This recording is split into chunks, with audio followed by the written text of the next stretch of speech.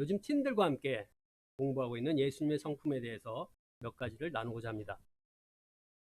제목은 예수님께서 드러내시지 않으신 것과 드러내신 것입니다. 예수님에 대해서 알면 알수록 그분의 그분의 삶은 우리가 사는 세상에서 삶과 얼마나 다른지를 계속 절감하게 됩니다. 빛과 어둠으로 나누는 이유를 확연히 알게 됩니다. 그 중에 하나가 자신을 드러내는 일인 것 같습니다. 세상은 우리가 스스로를 드러내기를 원합니다. 예전에는 입는 옷으로 그가 어떤 사람인지를 쉽게 알 수 있었습니다. 옷 색깔만 보면 이 사람 귀족이야, 평민이야, 노인이야, 노예야, 이걸 알 수 있었다는 거죠. 소리가 안 나가나요? 이 정도면 나오나요? 네, 알겠습니다. 뭐 여기 우리 인터내셔널도 있으니까 미국인들 주로 성을 보면 포터, 해리포터, 뭐 베이커, 스미스, 뭐 이런 이름들, 이 성들은 다 도자기 만드는 사람, 빵 만드는 사람, 아니면 대장장이, 이런 직업과 관련된 그런 이름에서 왔습니다.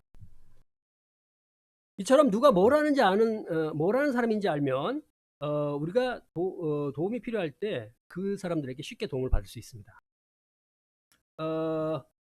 게다가 소비자 입장에서는 같은 일을 하더라도 누가 더 잘하는지 알면 더 좋은 서비스를 받을 수 있게 되겠죠.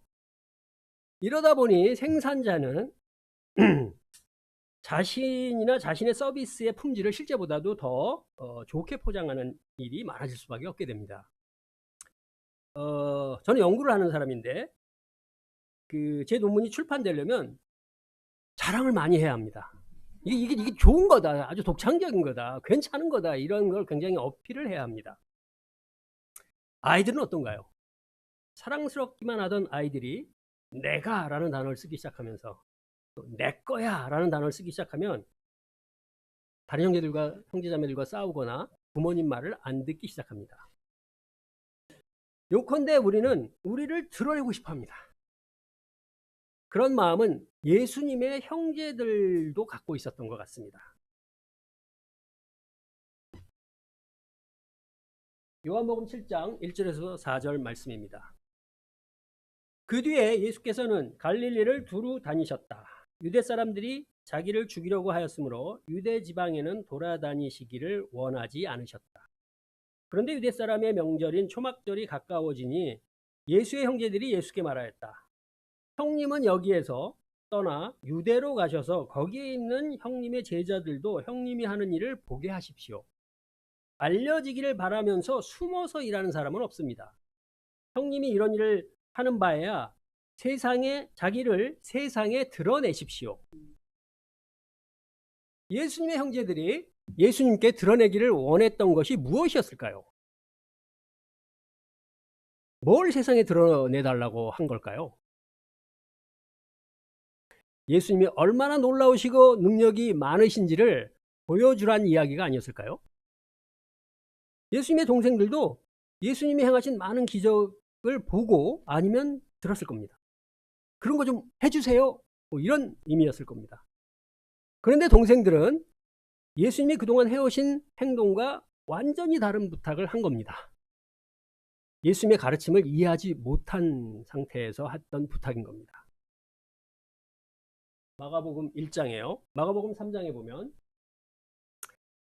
3장 9절에서 12절 말씀입니다.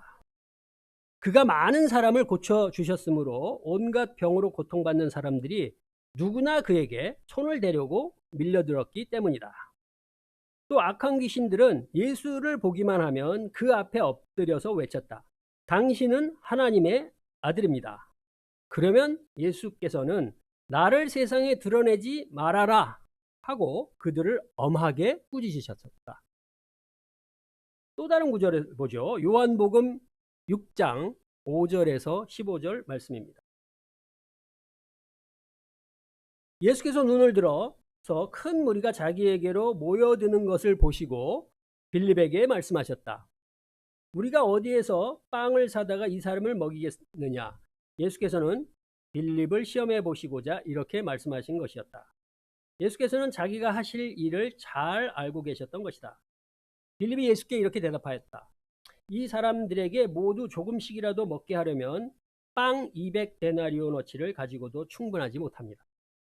제자 가운데 하나이며 시몬 베드로와 형제간인 안드레가 예수께 말하였다. 여기에 보리빵 5개와 물고기 2마리를 가지고 있는 한 아이가 있습니다. 그러나 이렇게 많은 사람에게 그것이 무슨 소용이 있겠습니까? 예수께서는 사람들을 앉게 하여라 하고 말씀하셨다. 그곳에는 풀이 많았다. 그래서 그들이 앉았는데 남자의 수가 5,000명쯤 되었다. 예수께서 빵을 들어서 감사를 드리신 다음에 앉은 사람들에게 나누어 주시고 물고기도 그와 같이 해서 그들이 원하는 대로 주셨다. 그들이 배불리 먹은 뒤에 예수께서 제자들에게 이렇게 말씀하셨다. 남은 부스러기를 다 모으고 조금도 버리지 말아라. 그래서 보리빵 5덩이에서 먹고 남은 부스러기를 모으니 12광주리에 가득 찼다. 사람들은 예수께서 행하신 표징을 보고 이분은 참으로 세상에 오시기로 된 그 예언자이다 하고 말하였다. 예수께서는 사람들이 와서 억지로 자기를 모셔다가 왕으로 삼으려고 한다는 것을 아시고 혼자서 다시 산으로 물러가셨다. 예수님은 자신이 어떤 존재라는 것을 알리고자 하지 않으셨습니다. 물론 그를 따르는 제자들에게는 자신을 드러내셨습니다. 그렇지만 자신을 모르는 사람들 앞에서 자신을 드러내려고 하지 않으셨습니다. 왜일까요? 예수님이 하신 일을 살펴보면 자신이 알려지시는 게 하나님의 일을 하는데 방해가 되기 때문일 가능성이 높습니다. 하나님의 일을 하시면 그것으로 충분하다 이렇게 생각하셨던 것 같습니다.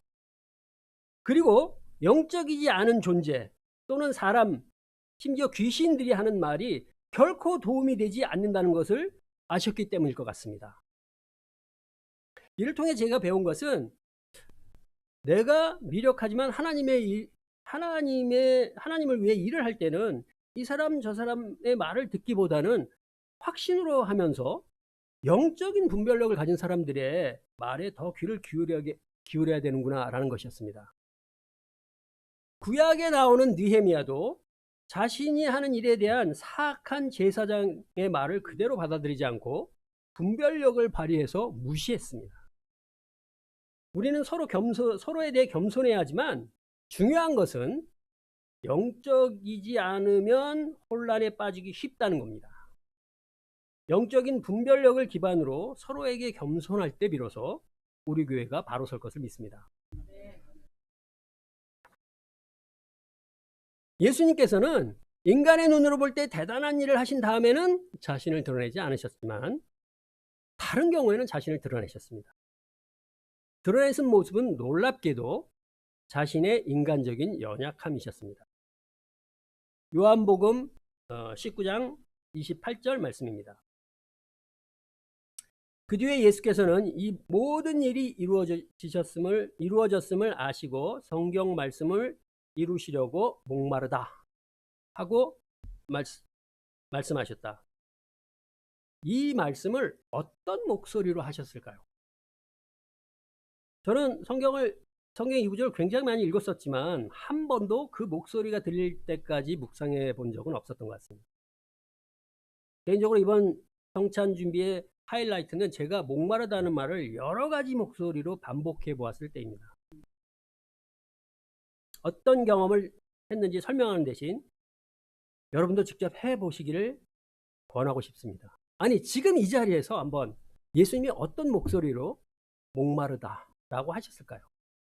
한번 소리를 내서 해보시겠어요?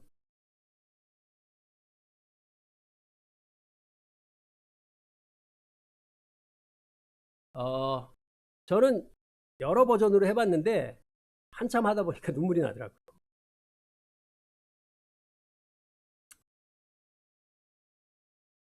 어,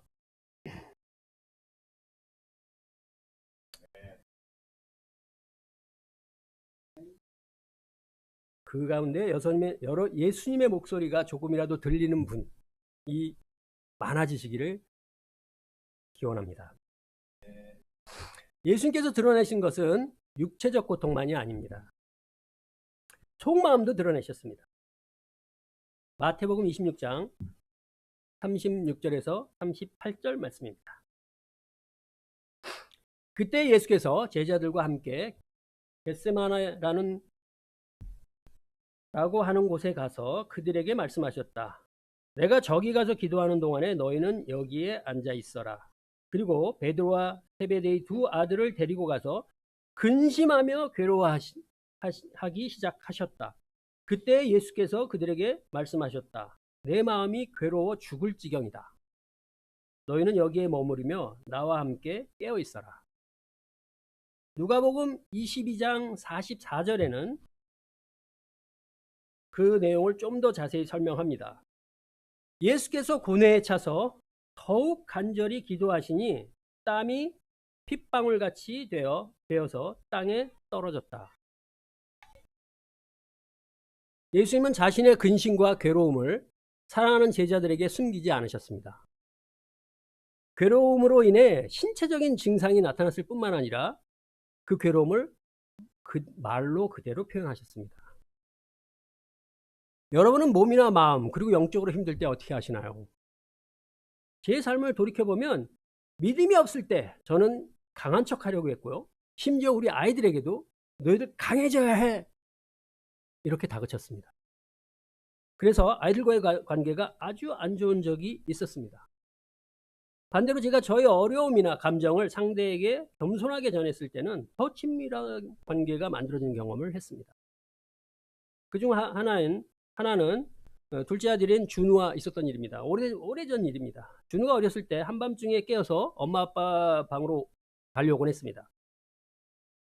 그럼 잠귀가 밝은 제가 일어나서 챙겼습니다. 근데 이걸 계속 하다 보니까 너무 힘들어서 어느 날 제가 준우에게 이렇게 얘기했습니다. 이렇게 하면 좋긴 한데 아빠가 너무 힘들다. 그랬더니 4살짜리가 바로 다음날 바뀐 건 아니지만 조금씩 방으로 오는 일들을 줄였습니다. 변화를 이제 횟수가 점차 저희 방으로 찾아오는 횟수가 점차 줄어들었습니다. 제 아내와의 관계에서도 그런 변화가 있었습니다. 저는 제 감정을 잘 모르는 사람이었습니다. 모르는 줄도 몰랐습니다. 그리고 굉장히 나는 이성적인 사람이라고 생각했습니다. 그런데 한 형제 5년 전에 죽었습니다. 그 형제는 데이빗 제프리라는 친구인데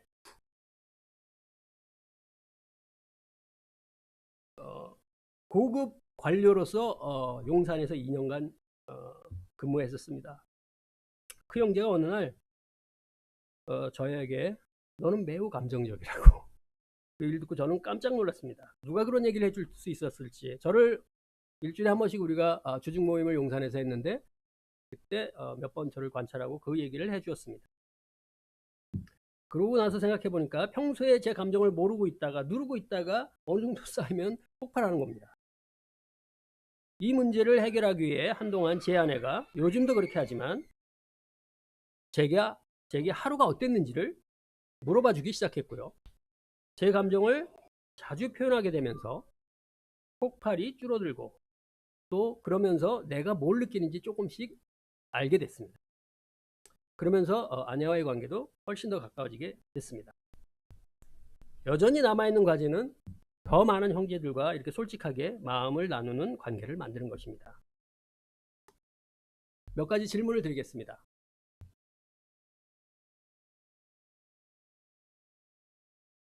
다음 페이지로 넘겨주시겠어요? 여러분은 여러분의 약점을 아십니까? 여러분은 여러분의 죄성을 아십니까? 그것들을 어떻게 다루시나요? 숨기시나요? 드러내시나요? 누구에게 드러내시나요? 겸손하게 드러내시나요? 아니면 과거의 저처럼 폭발로 드러내시나요?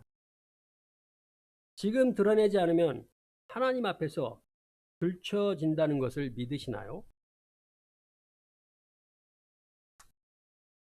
예수님의 십자가를 기억하면서 믿을 만한 누군가에게 이 질문에 대해 답해 보시기를 부탁드립니다. 그리고 다시 함께 예수님처럼 살기 위해 서로를 격려했으면 합니다. 사람의 인정을 받을 만한 일을 했다면 드러내지 않도록 노력합시다. 반대로 우리의 육체적, 심리적, 그리고 영적인 도전에 대해서는 하나님께는 물론 사랑하는 사람들과 솔직하게 나눕시다. 그런 모습을 보여주신 예수님께 감사드리며 기도하고 떡과 잔을 나누도록 하겠습니다. 하나님 아버지 감사합니다. 예수님을 하나밖에 없는 아드님이신 예수님을 저에게 보내주셨고요. 예수님은 인간으로서 겪을 수 있는 모든 고통을 겪으시면서 결코 포기하지 않으시고 끝까지 참으셔서 다 이루어내셨습니다. 목도 마르셨고 몹시 고통스러워 하셨습니다. 그걸 참아내 주신 예수님께 감사드립니다. 그리고 저에게 새로운 기회를, 새로운 생명을 주심에 진심으로 감사드립니다. 오늘 이 성찬을 나누며 우리 한 명 한 명이 다시 한번 예수님의 목소리를 듣기 위해 또 듣고자 간절히 기도에 또 기도하고 말씀을 묵상하기를 원합니다. 도와주시기를 기도드리며 이 모든 말씀 예수님의 이름으로 기도드렸습니다. 아멘.